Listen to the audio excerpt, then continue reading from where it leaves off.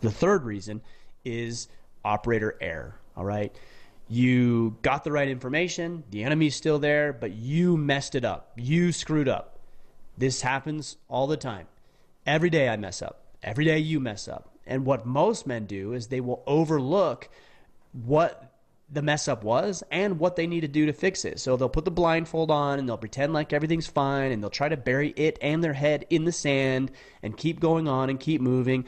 Look, you're not going to hit your target if you keep messing up, if the calculations are wrong.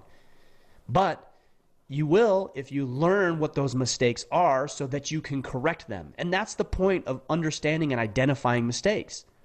The point is to figure out where you messed up so you can rectify the situation. It's not to dwell on it. It's not to identify yourself as a loser or a failure. It's to say, okay, well, here's exactly what I did.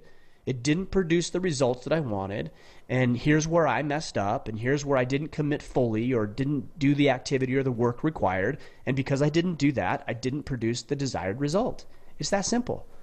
Now, speaking of all this, what needs to happen in order for you to identify operator error is you need to, A, be tracking it. Right? If you're not tracking what it is you're doing, the amount of sales prospecting calls that you're making, the conversations that you're having, the amount of work and effort that you're putting into, your income and your expenses, whatever your objective is, the amount of weight that you're lifting and how often you're doing it and how fast you're running and all of these things, regardless of what your objective is, if you're not tracking it, you'll never be able to know if what you're doing is working and effective or not. And even if you do hit your target, and I've heard a lot of people say this, well, I accomplished what I wanted to.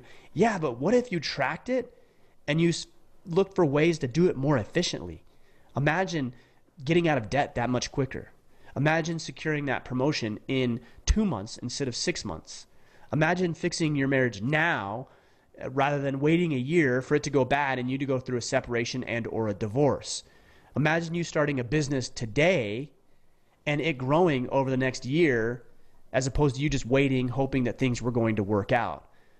This is what I'm talking about. You need to be able to track this stuff so that you can see what is efficient, and then you can improve your efficiencies and your processes and your systems along the way.